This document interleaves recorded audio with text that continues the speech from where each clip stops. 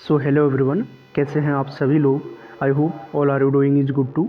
So everyone, today we are discuss economics most important topic for upcoming exams like PGT economics.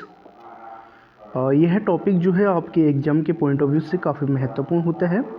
आज हम utility analysis यानी उपयोगिता विश्लेषण के बारे में जानने का प्रयास करेंगे। तो समझते हैं यूटिलिटी एनालिसिस क्या होता है। यूटिलिटी जिसे जो है हिंदी में उपयोगिता कहा जाता है यूटिलिटी को। Utility means satisfaction derived from consumption of a good.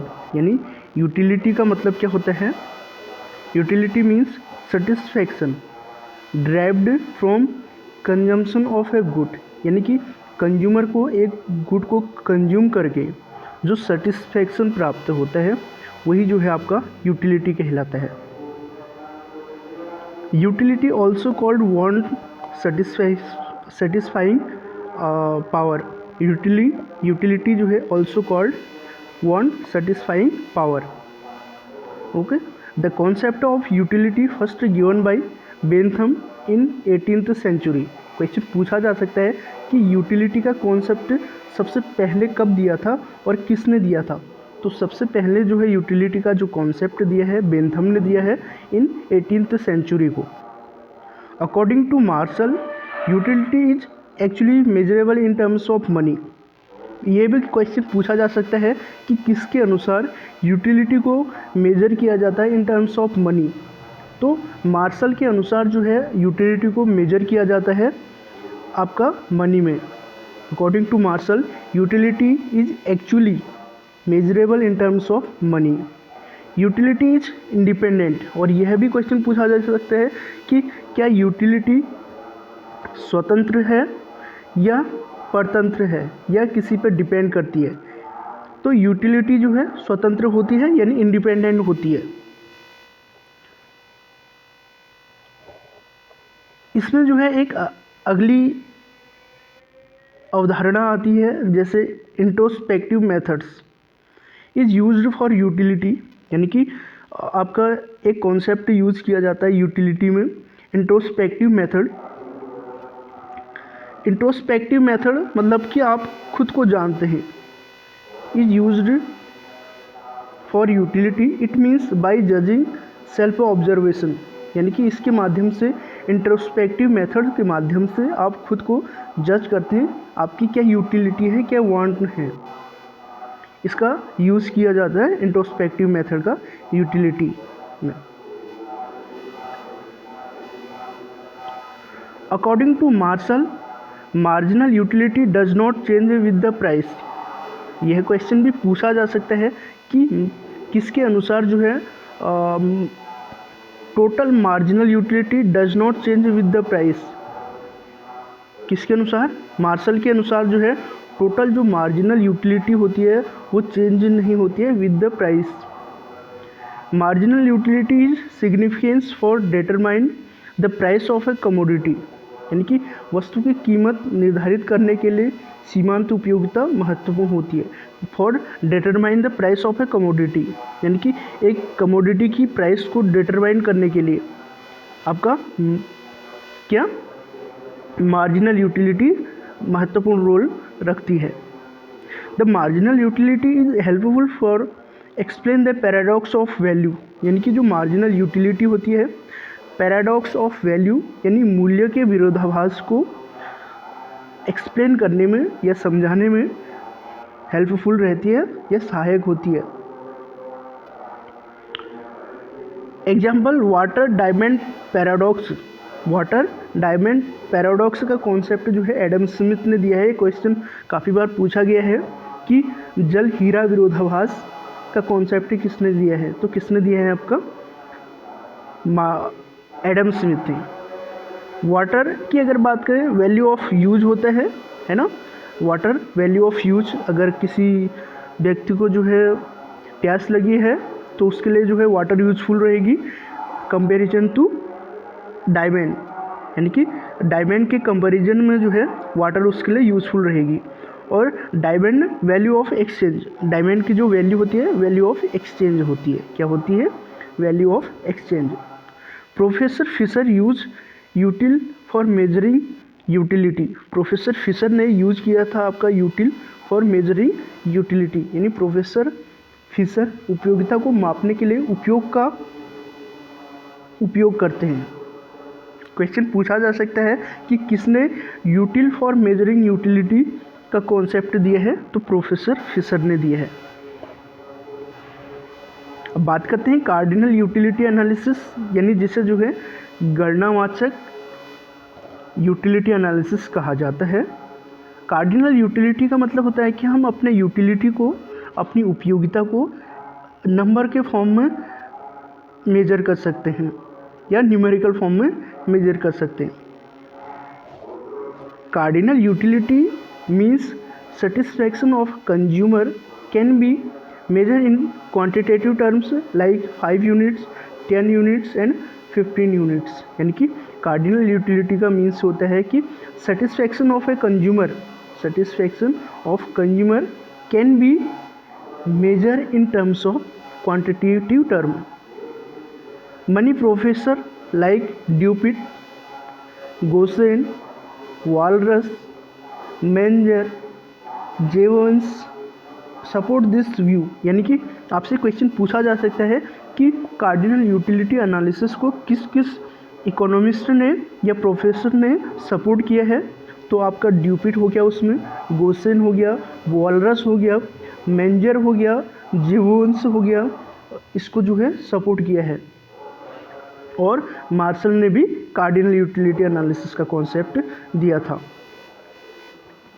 और वहीं बात करते हैं ऑर्डिनल यूटिलिटी, जिसे जो है हिंदी में क्या कहा जाता है आपका साधारण उपयोगिता, यानी कि इसको जो है हम मेजर नहीं कर सकते इसके माध्यम से ऑर्डिनल यूटिलिटी में।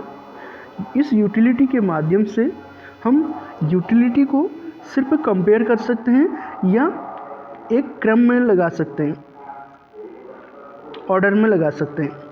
According to Hicks and Allen utility is a ordinal approach. Utility क्या होता है? Is a ordinal approach. Question पूछा जा सकता है कि किसके अनुसार जो है आपका यूटिलिटी ऑर्डिनल अप्रोच है, तो किसके अनुसार? हिक्स और एलन के अनुसार। Which is measure in qualitative terms not a in quantitative terms. यानी कि आपका जो हिक्स और एलन है, इन्होंने कहा कि जो यूटिलिटी होती है ऑर्डिनल फॉर्म में होती है और इसको जो है मेजर किया जाता है आपका क्वालिटेटिव टर्म में, नॉट इन क्वांटिटेटिव टर्म।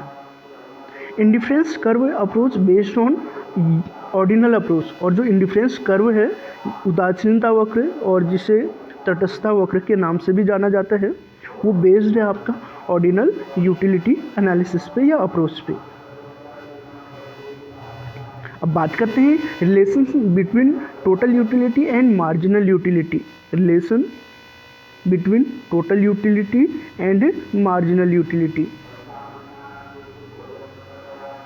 यहाँ पे आप देख सकते हैं टेबल में cups of T consumed per day quantity, यानी कि इसमें जो है टी को कंज्यूम कर रहा है एक कंज्यूमर और उसको जो है टोटल यूटिलिटी कितनी प्राप्त हो रही है और उसके बाद जो है मार्जिनल यूटिलिटी कितनी प्राप्त हो रही है। तो टोटल यूटिलिटी क्या होते हैं?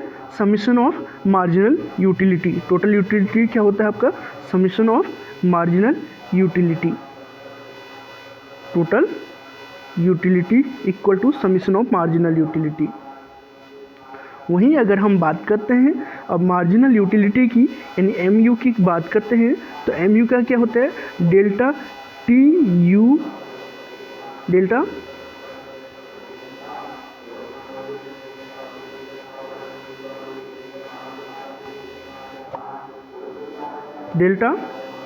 T U upon delta Q, यानी कि वन एडिशन आउटपुट में चेंज होने से टोटल यूटिलिटी में कितना चेंज हो रहा है उसको डिनोट करता है आपका मार्जिनल यूटिलिटी।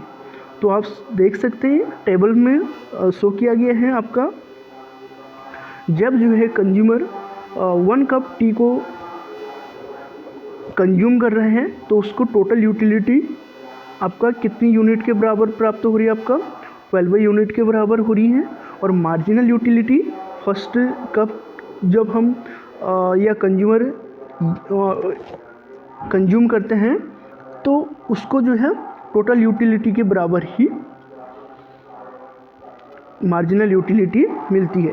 तो फर्स्ट यूनिट को कंज्यूम करने में मार्जिनल यूटिलिटी भी 12 होगी। जब जो है कंज्यूमर एडिशनल कप्स टी को कंज्यूम करने के सोचते हैं, जब 2 यूनिट कप कंज्यूम करते हैं तो उसको टोटल यूटिलिटी 22 मिलती है और उसका जो मार्जिनल यूटिलिटी होगा आपका 10 होगा। और थर्ड में आपका 30 एंड मार्जिनल यूटिलिटी जो है 22 30 माइनस 22 करेंगे तो आपका 8 होगा। फोर्थ में 36 total utility and marginal utility जो है आपका 6 होगा। और उसके बाद अगर 5 यूनिट की अगर बात करें टी की, तो उसमें जो है टोटल यूटिलिटी कितनी मिल रही है कंज्यूमर को 40 और मार्जिनल यूटिलिटी जो है आपका 4 के बराबर मिल रही है। और 6 यूनिट की अगर बात करें टी की, तो टोटल यूटिलिटी जो है आपका 41 के बराबर मिल रही है। और उसके बाद जो है मार्जिनल यूटिलिटी की अगर बात करें तो वहाँ पे जो है 1 यूनिट के बराबर उसको मार्जिनल यूटिलिटी मिल रही है। जैसे ही कंज्यूमर जो है आपका 7 यूनिट टी को कंज्यूम करते हैं तो टोटल यूटिलिटी जो उसको मिल रही है 39 के बराबर मिल रही है। और उसकी जो मार्जिनल यूटिलिटी हो रही है इसके बाद जो है वो माइनस में चली जा रही है। और उसके बाद 8 यूनिट में जो है 34 और फिर जो है माइनस में चली जाती है। इसको एक डायग्राम से समझते हैं। डायग्राम में आप देख सकते हैं जो है एक्स एक्स पे क्वांटिटी को डिनोट किया गया है और वाई एक्स पे जो है आपका मार्जिनल यूटिलिटी। और उसके बाद जो है ये जो डायग्राम है ये मार्जिनल यूटिलिटी को शो करता है और ये वाला जो डायग्राम है वो टोटल यूटिलिटी को शो करता है। टोटल यूटिलिटी स्टार्टिंग में जो है आपका इंक्रीजिंग रेट होते हैं और after that increasing at decreasing rate होता है। जब टोटल यूटिलिटी जो है आपका इंक्रीज होते हैं तो मार्जिनल यूटिलिटी जो है आपका डिक्रीज होते हैं बट पॉजिटिव होती है। जब टोटल यूटिलिटी मैक्सिमम होती है तो टोटल यूटिलिटी के मैक्सिमम होने के टाइम पे जो है आपका जो मार्जिनल यूटिलिटी होती है वो 0 हो जाती है। और जैसे ही टोटल यूटिलिटी डिक्रीज होती है, टोटल यूटिलिटी के डिक्रीज होने से जो है आपका मार्जिनल यूटिलिटी नेगेटिव में चली जाती है। इसको समझा गया है as total utility increase marginal utility decrease continue. जैसे ही जो है टोटल यूटिलिटी इंक्रीज होती है, मार्जिनल यूटिलिटी क्या होती है डिक्रीज होती है कंटिन्यू बट वो पॉजिटिव होती है। When total utility is maximum then marginal utility become 0। When total utility decrease then marginal utility become negative. And law of अगला है कॉन्सेप्ट है law of diminishing marginal utility, जिसे जो है सीमांत उपयोगिता क्षीणता का नियम कहा जाता है। Law of diminishing marginal utility states that marginal utility of a good diminish as an individual consume more and more units of a good. यानी कि जो law of diminishing marginal utility है वो डिमिनिश करती है एज एन इंडिविजुअल की जैसे वो मोर and more unit of a good को कंज्यूम करते हैं। Law of diminishing marginal utility means total utility increase at a decreasing rate. Law of diminishing marginal utility बताती है कि हमारी जो टोटल यूटिलिटी होती है वो इंक्रीज तो हो रही है बट डिक्रीजिंग रेट से हो रही है। This law also called Gaussian first law. Question पूछा गया है काफ़ी बार कि गोसेन का फर्स्ट लॉ कौन सा है, तो गोसेन का फर्स्ट लॉ कौन सा है law of diminishing marginal utility. Law of diminishing marginal utility का मानना है कि टोटल यूटिलिटी जो है वो इंक्रीज होती है at a decreasing rate. This law is also called law of eventually diminishing marginal utility. आपसे क्वेश्चन पूछा जा सकता है कि कौन सा law of eventually diminishing marginal utility के नाम से कहा जाना जाता है, तो law of eventually diminishing marginal utility के नाम से जाना जाता है आपका law of diminishing marginal utility, सीमांत उपयोगिता क्षीणता का नियम, या गोसेन का फर्स्ट लॉ कौन सा है law of eventually diminishing marginal utility. अब हम बात करते हैं law of equi marginal utility यानी समसीमांत उपयोगिता का नियम। This law states that the consumer will distribute his money income between the goods in such a way that the utility derived from the last rupee spent on each good is equal। यानी कि यह law बताता है, the law of equi marginal utility बताता है कि consumer अगर first unit अपनी इनकम को फर्स्ट यूनिट में अगर कंज्यूम कर रहे हैं तो जो उसको सेटिस्फैक्शन लेवल फर्स्ट यूनिट से प्राप्त हो रही है वही सेटिस्फैक्शन का लेवल जब जो कंज्यूमर जो है अपनी लास्ट यूनिट को कंज्यूम करने के लिए स्पेंड करते हैं उसकी के बराबर मिलती है। This law states that the consumer will distribute his money income between the goods in such a way that the utility derived from the last rupee spent on each good is equal। This law also called Gaussian's second law। Question पूछा जा सकता है कि गोसन का second law कौन सा है, तो कौन सा है आपका law of equi marginal utility. This law also called law of maximum satisfaction. Law of maximum satisfaction क्या है, गॉसन का second law. It's also called law of substitution, और यह जो है आपका लॉ ऑफ सब्स्टिट्यूशन के नाम से जाना जाता है।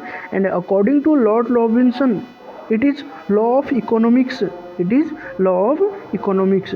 आपसे क्वेश्चन पूछा जा सकता है कि law of equi marginal utility को है जो है लॉ ऑफ इकोनॉमिक्स के नाम से किसने दिया, तो किसने दिया आपका लॉर्ड रॉबिन्सन ने। आप देख सकते हैं मार्जिनल यूटिलिटी ऑफ एम, यानी कि एम इकाई से प्राप्त मार्जिनल यूटिलिटी ऑफ एम इकाई से प्राप्त होता है marginal utility of X good से प्राप्त divide by price of X commodity. In equilibrium condition where the consumer maximize utility, जहाँ पे जो है कंज्यूमर मैक्सिमाइज करता है आपका यूटिलिटी को, तो वहाँ पे इक्विलिब्रियम की कंडीशन होती है जहाँ पे marginal utility of X equal to marginal utility of Y होता है, या marginal utility of X divide by price of X equal to marginal utility of Y divide by price of Y equal to marginal utility of money.